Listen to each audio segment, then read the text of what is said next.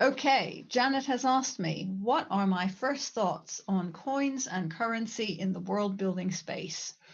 Well, that is actually a very interesting question because coins and money are not actually quite the same thing.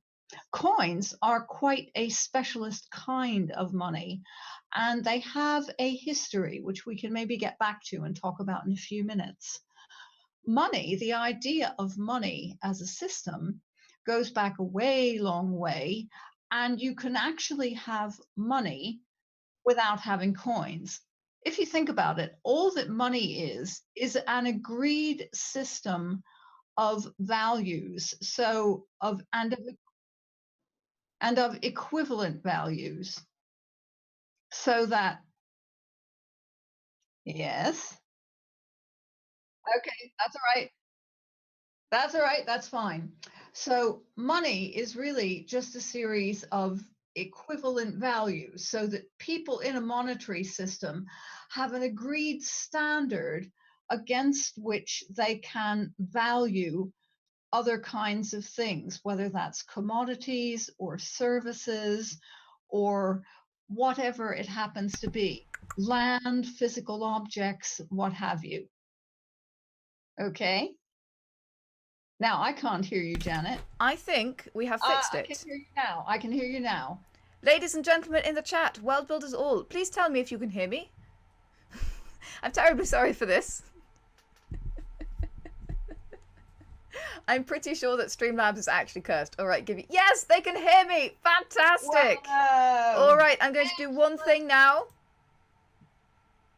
I've just transitioned us so that the Zoom call is now in the right place. On the overlay, you can hear me, which is great. You've already heard Lin being fascinating, and I'm very, very sorry for that small moment of craptitude on the sound.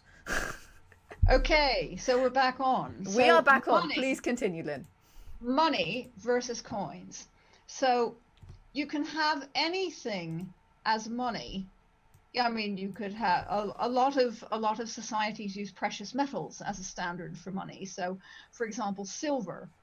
So you value different kinds of commodity. If you want to exchange eggs for elephants, then what you want to be able to do is have a way of valuing your eggs and a way of valuing your baby elephant, and to say X number of eggs equals one elephant or whatever. Sure. And you do that by using your standard of, say, lumps of silver to, or weight of silver, to compare eggs and elephants. So it becomes effectively a medium of exchange. But you don't actually need coins to do that. Interesting. Now, coins have another function, have many other functions. It's all very well having money and an agreed standard that you agree on. But then what happens if people start to disagree about it? Maybe I think your silver is polluted, or maybe our standard is, I don't know, maybe we're using, say, banana leaves for a standard. Sure. Or Okay. You're using a gold standard, we're using a silver standard, for example. Yes, exactly. That's another good example. And so what happens if people start not to trust the standard, for example? Sure. So money only works if you believe in it, is what you're saying. Money only works if you believe in it. I mean, right up to today, I mean, that's what a credit card is. If you pay something for something on contactless, it works because the machinery and the software believe that you actually have money in your account to pay for that item. Yeah. And if you didn't, then it wouldn't work. Yeah. Absolutely. So money is really about belief. However, one of the things about coins that is really interesting is that if you look at any coin, an American coin, a British coin, an ancient coin, any coin, one of the things they have on them is a stamp, an image. And it's usually an image of authority. So something like the American quarter has George Washington on it. English coins, British coins, all have a picture of the Queen on them. Okay, now this is actually really important because in the early history of coinage, coins actually were simply lumps of precious metal, which was already being used as a monetary standard.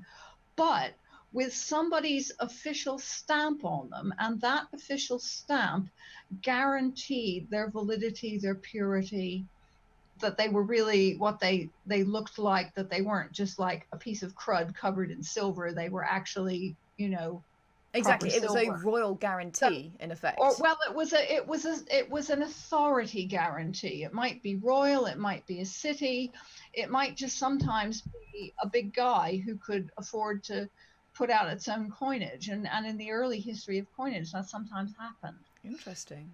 Yeah, it's very cool.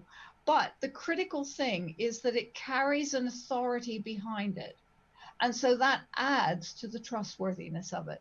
So that's really the only reason we have coins. I mean, it's the Very. same with bills, really. Bills are pieces of paper. What makes them valuable is the authority that's printed on them, Absolutely. those images. Yeah. Okay, so does that all make sense? Yes, I think it does so far, and I am thrilled to dive into the rest of this because coins and currency is one of those topics that a lot of us as world builders we don't think about. The Dungeons and Dragons world, for example, has a standard sort of coinage system, which is gold coins, silver coins, and copper coins, with a nice, easy base 10 because it's convenient. And so a lot of world builders they fall back onto this system, and I'm really looking forward to digging into this and finding more interesting and more creative ways to use coinage in our world building and in our writing and in our games and everything else. So I am thrilled to have you here. It's a topic that has a lot of meat to it. Tell us about the kind of things that people can vary in their coins when they are world building. So what kind of different characteristics could you be looking for in coins? What do we see in history or in different cultures in the world? Okay, well, that's a really interesting question. So, one of the things about coins is that they come, of course, in a variety of sizes and denominations. And one of the things that has really been a big puzzle for a long time for archaeologists is that the very earliest coins are often astonishingly big. So they must have been worth like in modern terms, it's very hard to compare directly, but they might have been worth the equivalent of thousands of dollars. Wow. Now, this is not the kind of thing you go out and buy a loaf of bread with. No, absolutely not. So one of the big questions in very early coinage is what on earth are these things used for? Sure, so more akin to an ingot in terms of worth and value. Virtually, yes. And indeed, ingots are one of the things that, again, right back in the Bronze Age, that you actually get, which become in these standard sizes, and again, effectively act as monetary equivalents. But again, only for very large amounts, not for small change. Now, you do start to get small change by certainly by the 6th century BC, the 500s BC, you start to get small change where people clearly were using tiny denominations. And the tiniest small change in early coins, and the earliest ones that have small change are Greek coins. And some of these are like, maybe 4 millimeters in diameter. Interesting. Like, you talk about small change, these are really small change. They are absolutely teeny weeny. Like fall out your pocket change, like sequin size. Yeah. Yeah, exactly. The only way we find them in archaeological excavations is literally a very fine sieve. Sure. Yeah, absolutely. Because otherwise they're virtually invisible. And are those circular? Well, roughly. Ancient coins are not the beautiful circular things we have today, because the way they made them is you get a lump of metal, okay, sort of that kind of, lumpy lump, and then you sit it on what's called a die, which has a pattern on it. Yeah. And then you have what's basically a hammer with another pattern on it, and you heat it up a bit and you go mash the two together really hard, and that's what makes the pattern on the coin. Interesting. Now again, gold in particular, but also silver, are not really hard metals, so they take the pattern very well. Yeah. So you can make that pattern reasonably easily with basically a giant big kind of squashing machine. Sure, like a big hammer. That an early is how mint, they do it, and that's how early mints operated. But you do get small change. Now again, the most common metal when you first get coinage, the earliest coinage comes from Turkey. And it starts in about maybe 650, 640 BC, that kind of time. So 600 years, like 600 years ago, really quite a long time ago. Yeah. And the earliest coins are made of a naturally occurring alloy of gold and silver called Electrum. Interesting. And that's what Electrum is. It's this mix of gold and silver. But then after a while, people do make gold coins, but what really becomes the standard currency that people use is silver. And I think this is because there was a pre-existing silver standard in that Eastern Mediterranean Bronze Age world that had existed for literally thousands of years already. Yeah, absolutely. And as Royal Society mentions in the comments, Electrum is a concept that has made its way into the D&D world as well, which is very interesting. I'm sure it has. But it's a real thing. Yeah, absolutely. It's actually a real thing. Now, the problem with having only, say, gold, silver, and bronze coins is that you don't allow for the fact that different cultures, city-states, kingdoms, whatever, always have them in different measuring systems and different denominations. Yeah. So they're not universally interchangeable. And once you actually had real coinage, all of these societies developed a whole network of money changers. Yeah. So one thing you might want to build into your worlds is specialist people who do money changing. Sure, who can find the equivalencies between these different currencies. Yeah. So if you have a world with several different groups of people or cultures or whatever, they probably use different measurement systems. Very cool. We've talked about different sizes and we've talked about different materials that coins can be made of. What about different shapes? So we mentioned that the earliest coins are sort of vaguely circular. Are we seeing square coins? Are we seeing triangular coins, for example, in the early world? Not really early, because the way they make them initially, they end up being just lumps. If you want things like square coins or triangular coins, you would actually have to cast them. Interesting. So that requires better technology, essentially. No, not necessarily. Because they had the technology to cast things, and they did cast stuff. It's just a different way of doing it. It's just a different way of making it. But what it requires is, again, making sure that the advantage of using a lump of metal and then whapping it is that you can make sure that every single lump is exactly the same weight. Sure. Okay? Because the inherent value of the coin is in its material weight value, in its material weight. Yeah. So that basically that stamp on it guarantees that the coin is really X number of grams of silver, although they wouldn't have used grams, of course. They would have used things like the mina or subdivisions of the mina. And lots of the early systems are based on the Near Eastern and Babylonian systems of base 60, which is quite complicated. So you get this weird combination of base 10 and base 60 coinages. Interesting. Again, bringing back the need for money changers, people who understand the equivalencies between these different currencies. Exactly. Yeah. I mean, one of my personal favorite, you asked about favorites, one of my personal favorite kinds of money is one that's a very early one. Goes back to about 1900 BC. So it's like 4,000 years ago. In the ancient Near Eastern city of Ur. And there was a culture called Ur-3. It was one of the many Babylonian sort of ancient Near Eastern kingdoms. Just to be clear, we call it Ur-3. They didn't call it Ur-3 themselves. That is a categorization that we use. It's a modern designation. Yeah. That's a modern designation. But they were part of the whole kind of city-state system that you had in the ancient Near East.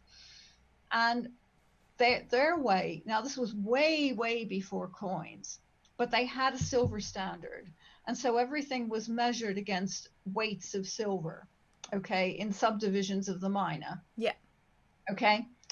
Now, what they did was they made, and I'll see if I can get a picture and put one up online for you, is that they did it in standard size silver rings, okay, that look just Nice.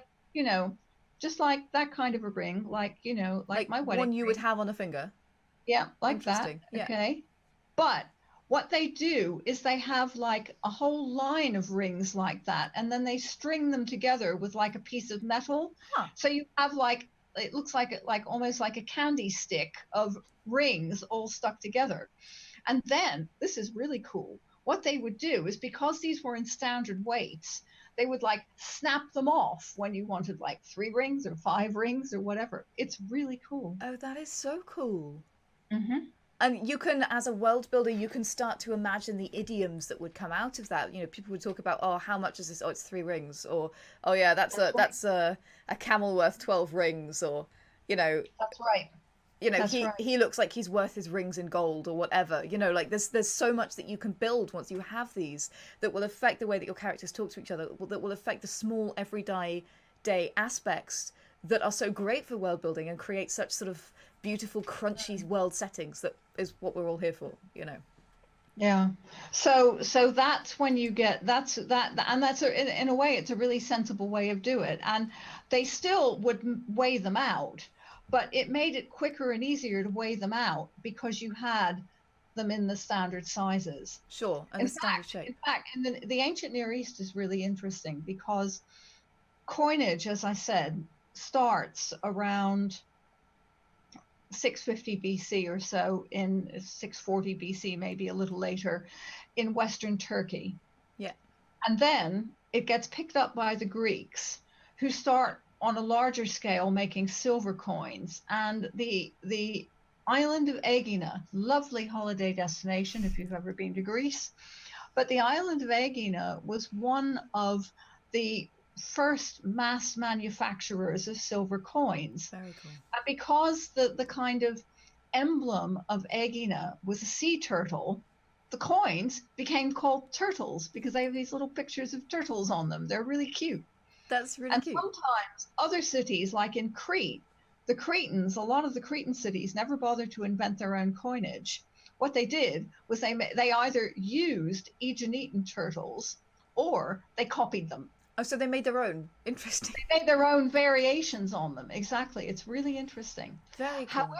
However, coins never made it back to the Near East big time until the Persian Empire. Huh. When the Persian king Darius II, in the right at the end of the 6th century BC into the 5th century BC, around 500, 480, that kind of period, brought them into the Near East and said, look, these guys in the West, they've invented these cool things called coins. We could use them. And all of the Near Eastern people, who for literally thousands of years had just been using weighed amounts of silver rather than bothering with this newfangled coin crap, decided that they didn't really like them, but if they were going to have to use them, what they would do is they would just weigh them out like silver. And that is what they did. So even though they had actual coins with like the stamp of the Persian king on them, they still, when they actually did transactions in the market or whatever with their coins, they still acted as if they were just rings or lumps of silver. Sure. So the cultural tradition and the cultural treatment of money and wealth remained and persisted despite the fact that they had brought in a new technology that didn't require it anymore. That's right. Technology. Exactly. That's fascinating. And that went on right up until well after the death of Alexander the Great in 423 BC. Very cool.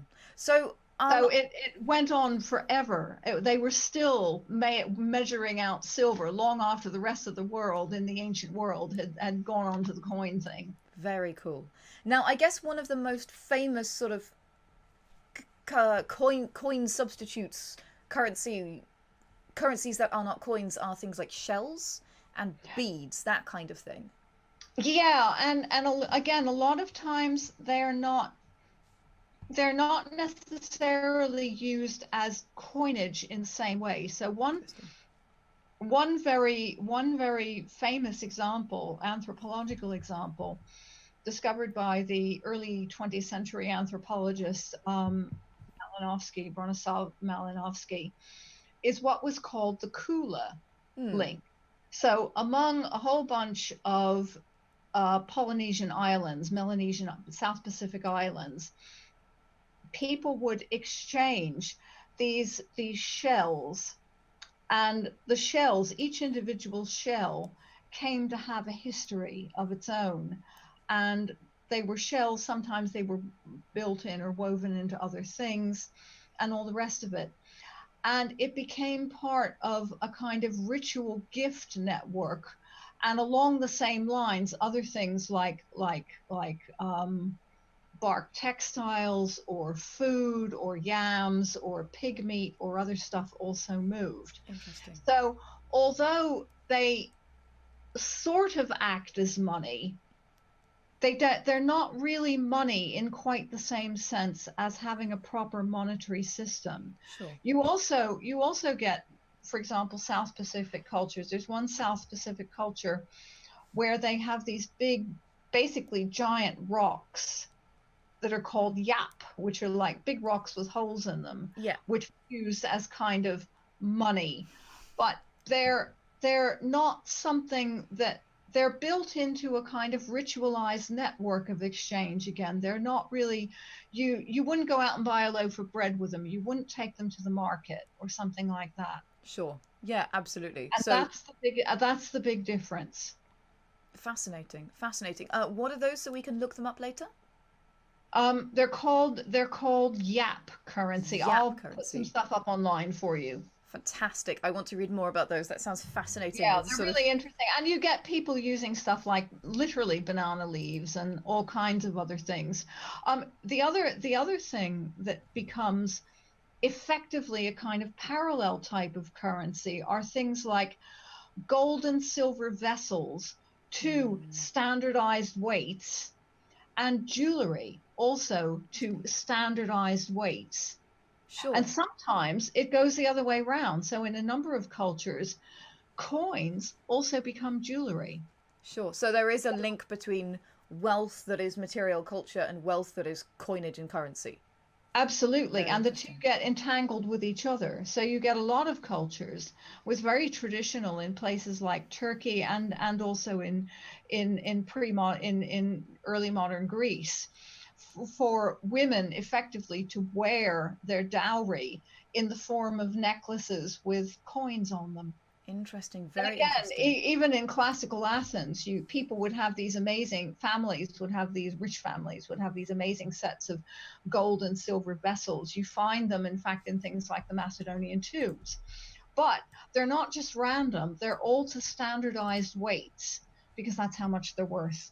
Yeah. Yeah, They're absolutely. like money in an ornamental form. Sure. It's like if you were wearing a $50 bill as a I don't know, a necklace or something. Yes, that's exactly what it's like. Very Or cool. serving your guest drinks in something made out of silver dollars. Right, exactly. Okay. Which to us now seems kind of crass, but it is absolutely. I mean, actually, as you came on last time to talk about, it is conspicuous consumption. It's conspicuous consumption. It's Exactly. look how wealthy I am. I have glasses made out of my dollar bills, or what have you. Exactly. Exactly. And that's precisely what they do. So this idea, the key thing behind any currency is that it's to a standard. Yeah, And the tricky thing in standards is that in most societies, as in the world today, every society has its own set of measurement weight, however they do it, standards. yeah, And they're not instantly interchangeable without some kind of mediator. And absolutely. people often forget the mediator bit. That's quite critical. Yeah, and that is a whole extra profession that I don't know. I think a lot of people probably have forgotten to add to their world, and it adds a whole extra level of complexity when you, for example, travel to different regions because you have all this money that nobody knows what it's worth, essentially, except the specialist. So I love that. That's right. I think there's a lot of world building weight in that, and there's a lot of interesting story potential in that for all kinds of world building. We are going to jump onto a very quick break, guys, for about 3 minutes.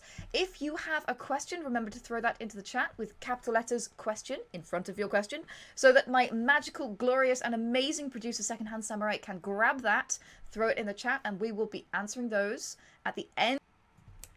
And we are back, hopefully this time with sound again. Quick, Lynn, say something.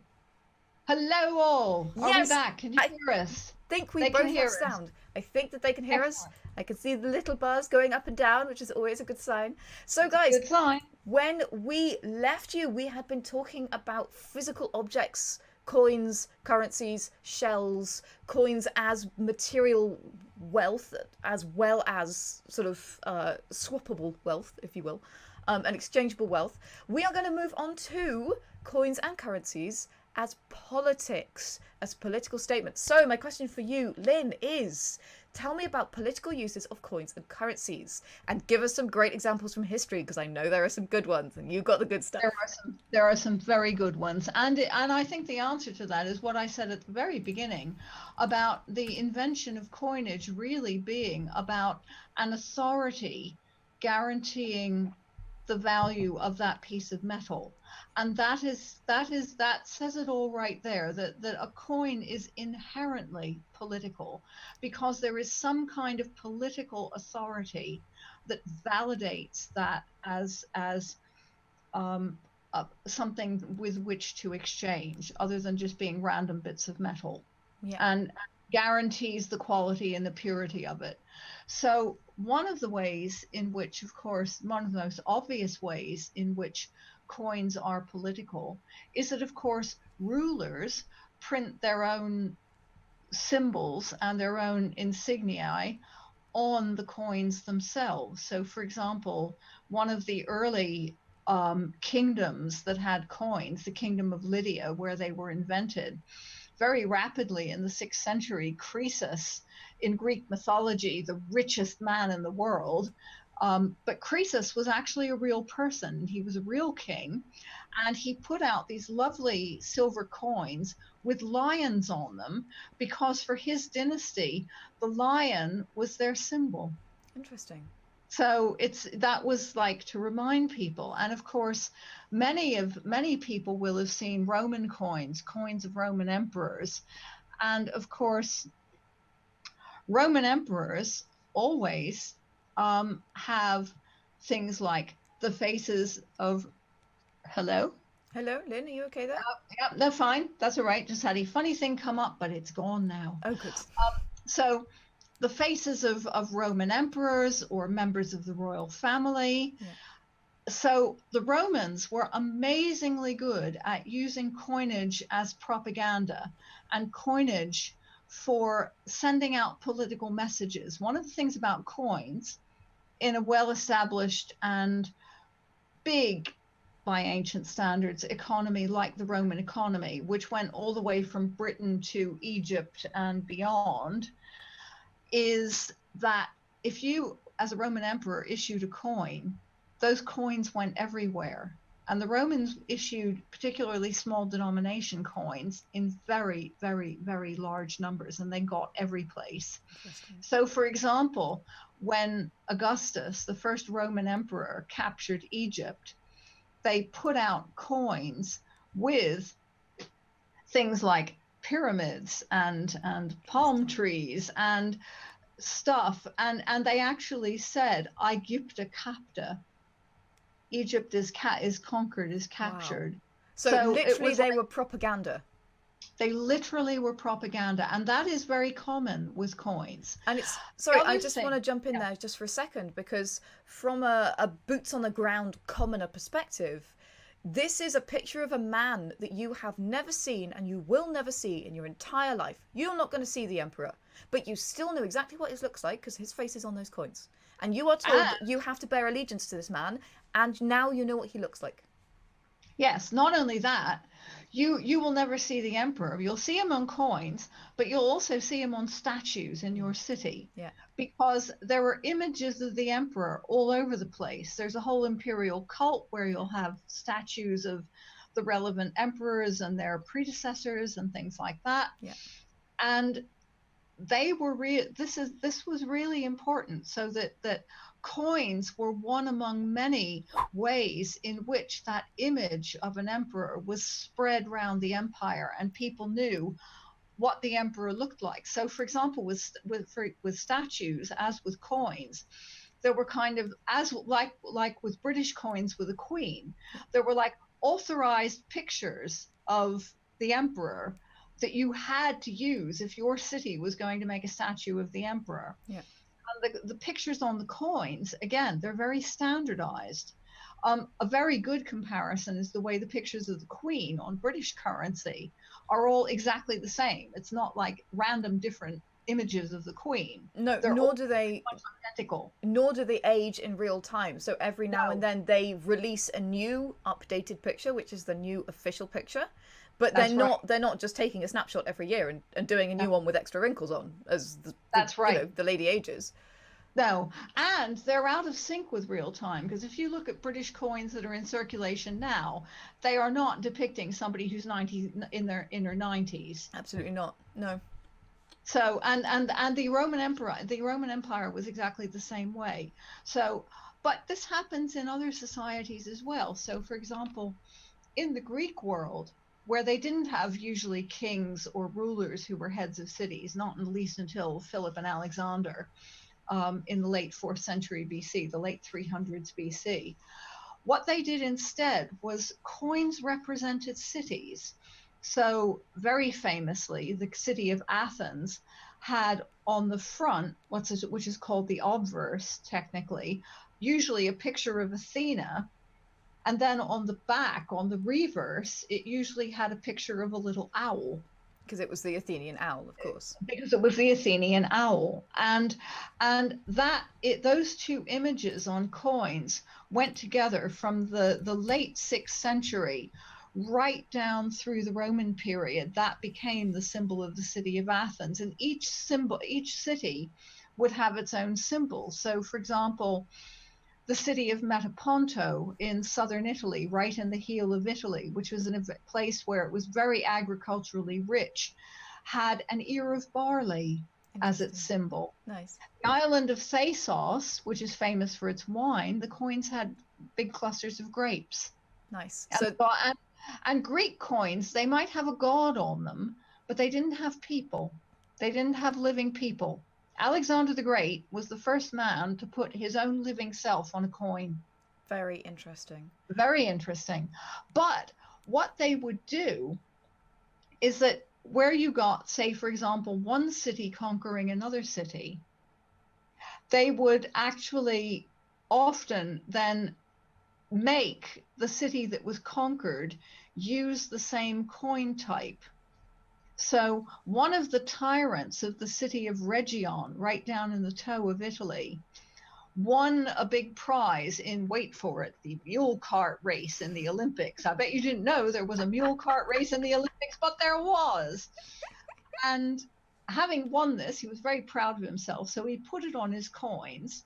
And then that same image turns up on the coins of one of the next door cities in Sicily, which he conquered. Interesting. So you can use it to show your power. Absolutely.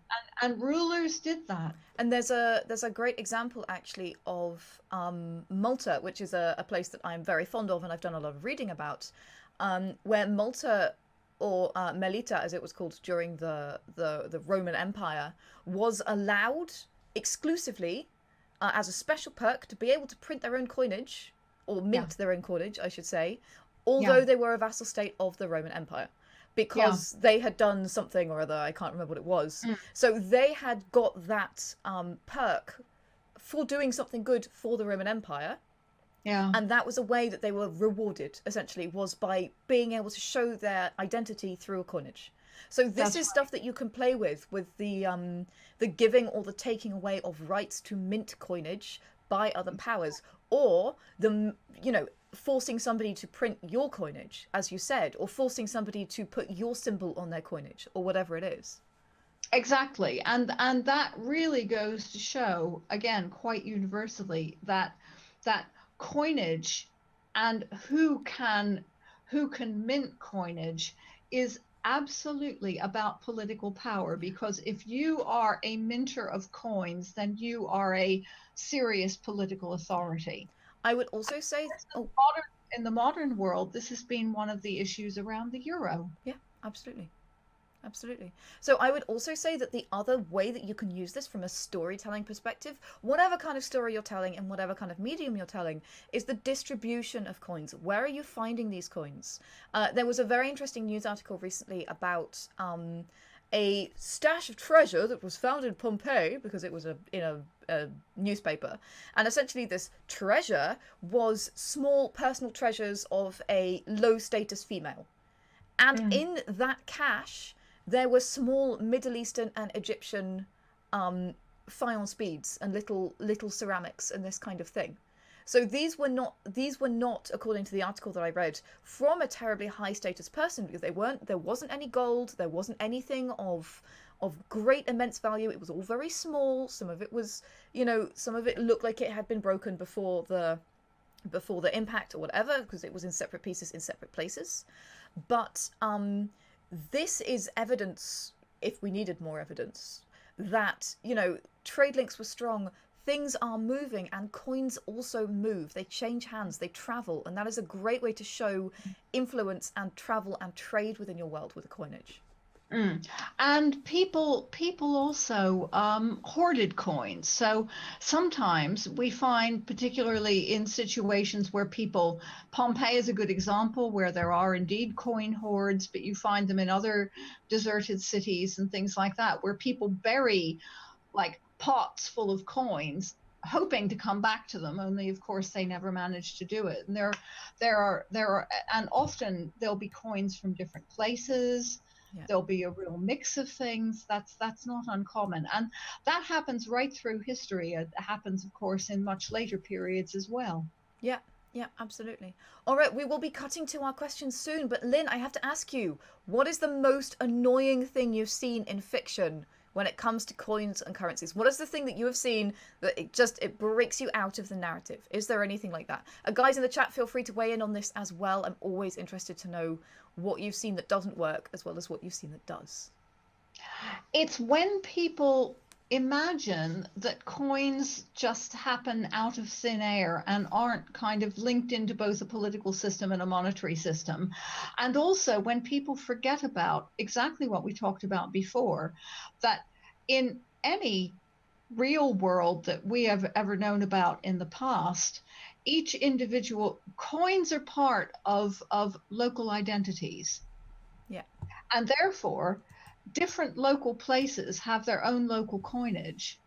And when they forget that you need to mediate between that, because otherwise you just get chaos. This was the great advantage of the Near Eastern weigh out the minas of silver system, because you could just weigh out your minas and fractions of minas of silver on your complicated base 60 system, and everybody knew where they were.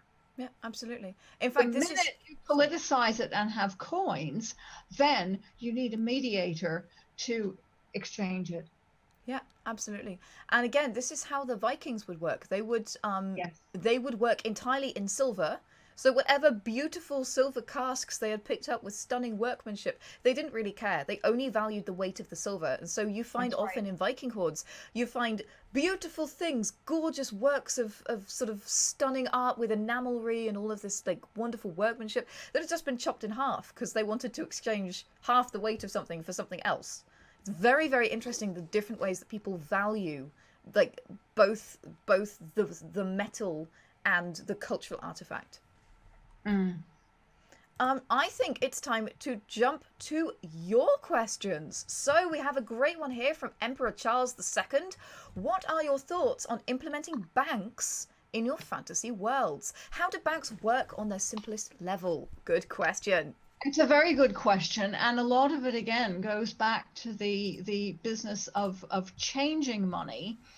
And weighing out silver, but you certainly get banks and bankers in the classical Greek world, and you have them in the ancient Near Eastern world as well.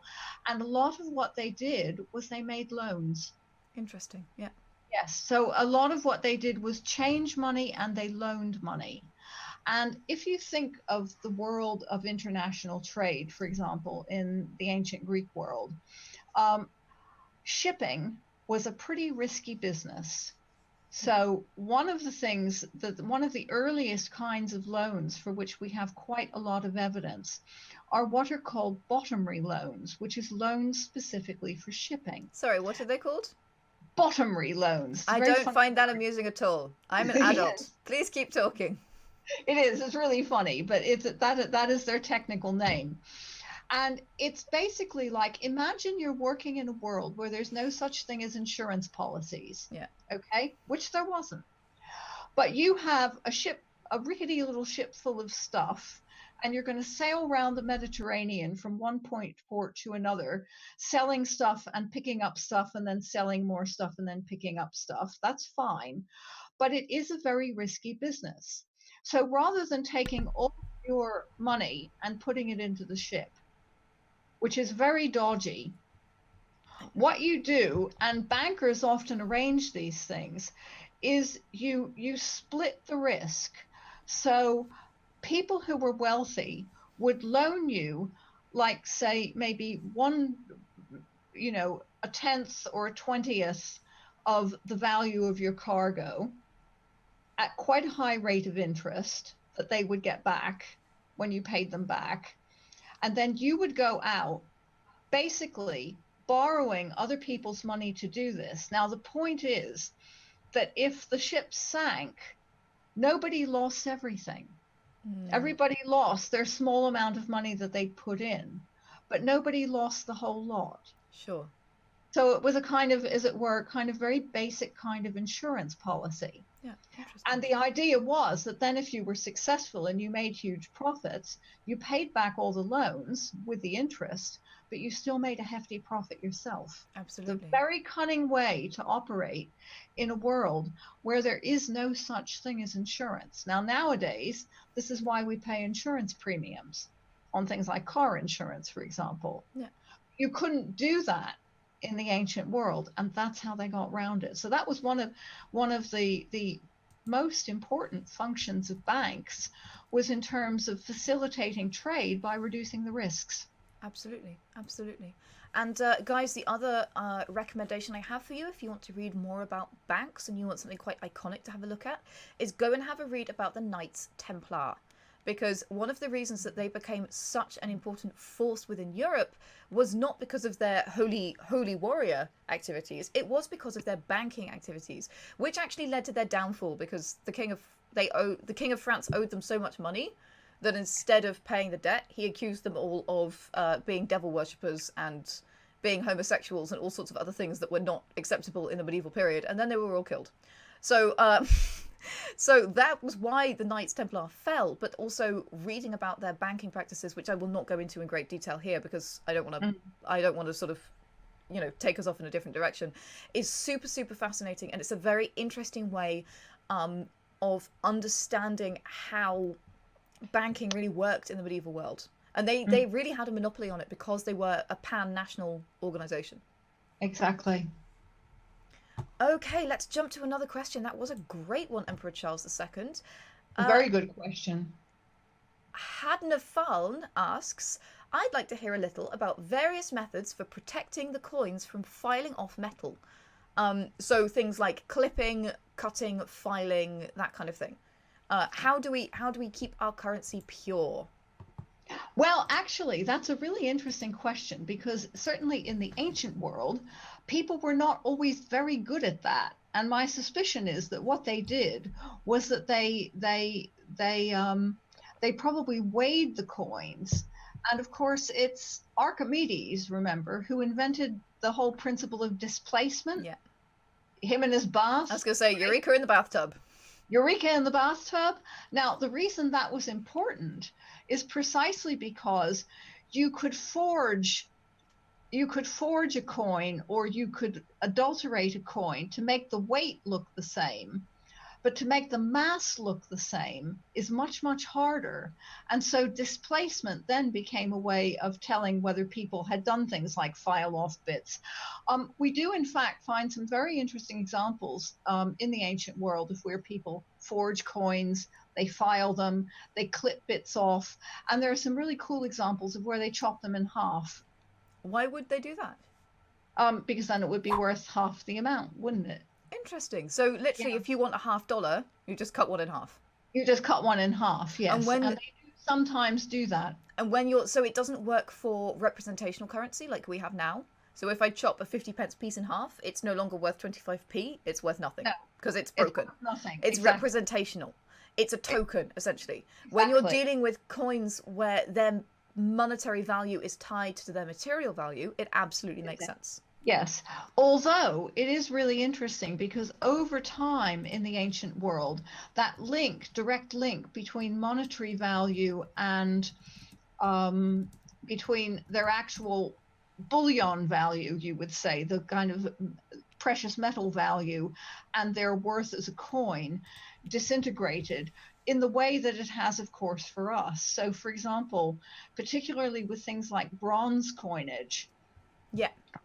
and silver and low value silver coinage under the Roman Empire, particularly in difficult periods like the 3rd century, the metal is worth nothing like what the face value of the coin is.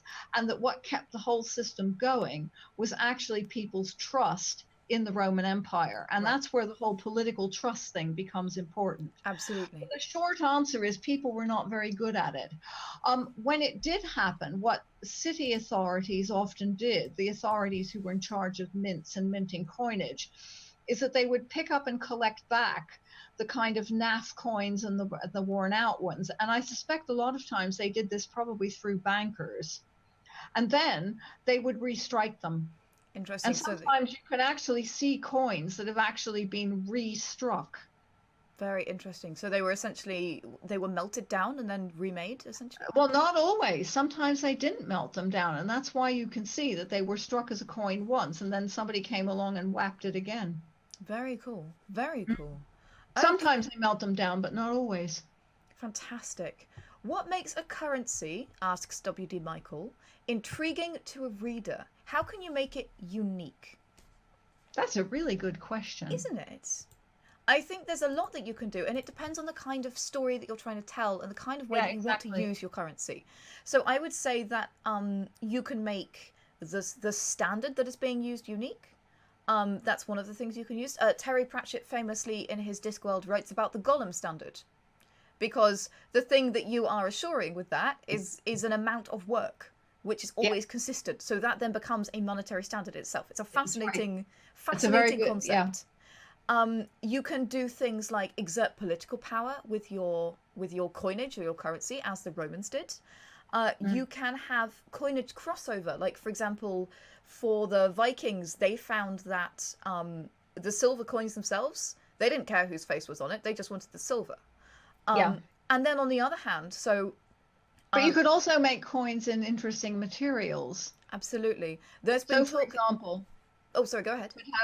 You could have, I don't know, you could have leather coinage, or you could have a coinage made of fantasy materials, a sort of fantasy graphene or something. Absolutely. There was talk in the chat about wooden coins and leather coins and this kind of thing. I would say anything that is rare but not too rare and standardizable is a good thing for coinage. So something like obsidian would be interesting, although you'd have to be careful with it. Any kind of naturally occurring sort of quartz things, this kind of stuff. There's all sorts of things that you could use as coinage to make it original. And then the question is, how do you use it? So if you're using a quartz coinage, make sure that it's in tone with whatever you're trying to create. Yeah, but it would also have to be something, depending on how your monetary system works. Now, if you assume that it works like, say, the later Roman system or ours, where the intrinsic value of the currency is detached from its, say, material physical weight, like the bullion value of the silver is no longer what gives you the face value of the coin, then that is okay. If you're working in a system where the face value of the coin and the coin itself are tied to each other, as you say, it needs to be in something that's rare but not too rare, and that you can also make sure that you can produce in standardized weights. Yeah, Because absolutely. one of the things about coinage, traditional coinage, is that it's tied directly to a weight system. Why do you think the English currency is called the pound? Yeah, yeah, absolutely. Because it's about the weight of it. And it's because the weight and the unit of currency are the same. Yeah. In ancient Greek, a drachma was both a weight and a coin value. Yeah. Yeah, absolutely. And actually, I want to bring in Sulfur92's question here because it's very relevant to what we're talking about. They ask, is there any evidence of gemstones being used as a currency? Now, the short answer is no. Tell us why, Lynn. Well, no, and the reason is, I think, because of what we've just been talking about. The difficulty with gemstones is it's very hard to get them in standard units. Yeah, absolutely. So with something like rubies or diamonds or amethysts or whatever they would happen to be, they don't come in standard units. So it would be very difficult to convert them. So again, something like a precious metal like silver or gold, it's very easy to, if you want a larger coin or a larger amount of silver or gold, to just create a bigger lump or a bigger coin. And it's much harder with something like gemstones to have a scale of denominations. Yeah. And most currencies do that in the world. So you have like $100 bill and a $50 bill and a $20 bill and a $10 bill and a $5 bill. And then below a dollar, you start to go into coins of decreasing denominations, but they're a set standard. Yeah. Now, with gemstones, that would be really hard. The other thing about coinage and currency, where precious metals have a very big advantage, is durability. So the problem with things like banana leaves It's that they rot. or crumble Right. or whatever if they're dried out, you Sure. see what I mean? Yeah. And with wooden or leather coins or something like that, the trouble is, again, they wear out too quickly. Absolutely, and it's something that we've seen with paper money as well. There's been a Absolutely. lot of push to make it more durable, to make it Right. washable. For example, the number of washed £5 notes that I have had and that Yes, we've all more good had. money. Right, Yes, exactly. exactly. And we've all done that. But that is the point, that currency has to be durable because it's changing hands all the time. Yeah, So it's got to be durable, it's got to be in standard denominations, and it's got to be something that where again people have a sense of what those standards are. yeah, yeah, absolutely. Um, So that's why gemstones, I think, wouldn't work. It's a really good question. yeah, and as we talked about this very briefly in the break, when you break a gemstone down into smaller parts, those smaller parts are not worth the amount that the previous gemstone was. So 5 small rubies are not the same as the big ruby that they came from. No, no. In fact, they're all each individually worth much less. Absolutely. And that's the Absolutely. problem. And that's the problem. Yeah. Okay, Hammer Knife asks, how important was seigniorage with respects to ancient and medieval governments? Did states ever fall as a result of too much currency debasement? That is a really interesting question. And people have indeed argued that for certain periods in the Roman Empire, particularly the 3rd century AD, where there was a bit of an economic crisis, well, quite a big economic crisis, that was one of the things that really made the 3rd century empire wobble quite a lot, was debasement of currency. So the answer is, well, yes, it can happen.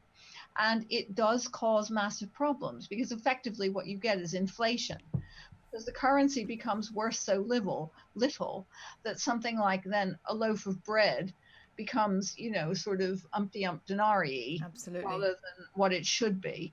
So yes, that's not a silly question, and it does indeed happen. Rome in some periods was a very good example. Now, I heard of an example on, and I've gone completely blank.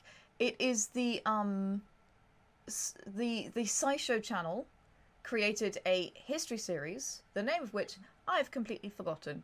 And on that channel, there is an anecdote about an African prince who went to one of the Middle Eastern countries and completely broke their currency by spending too much gold. Oh, that's really interesting. And Yes. just this massive influx of gold completely broke their currency. I don't have enough details to give you anything useful on that, but that is the kind of thing that can happen as well.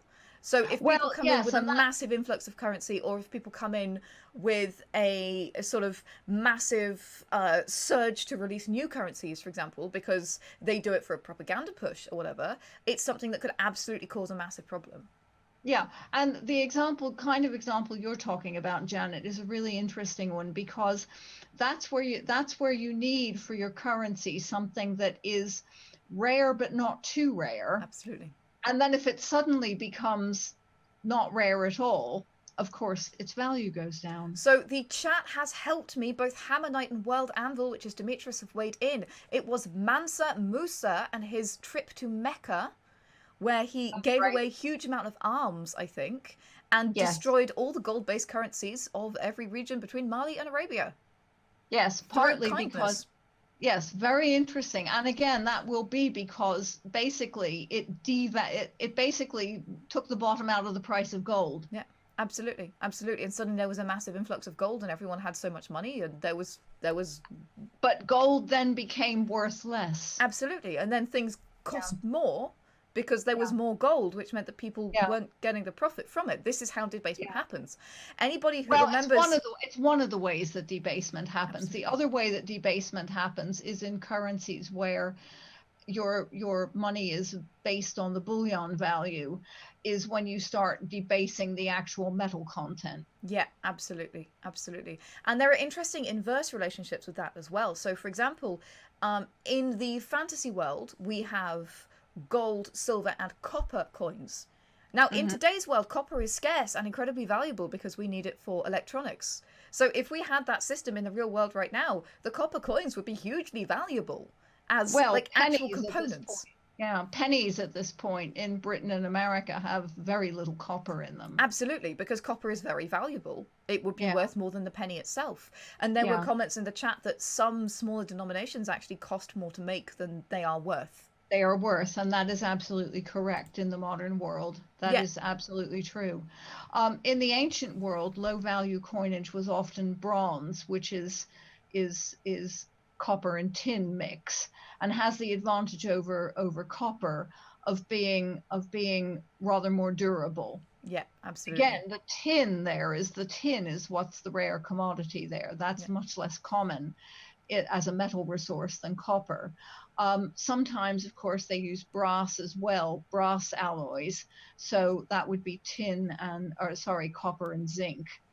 Yeah. But there are a whole range of brass alloys, copper and arsenic, copper and tin, copper and zinc, copper and other things that these bronze coins are made out of.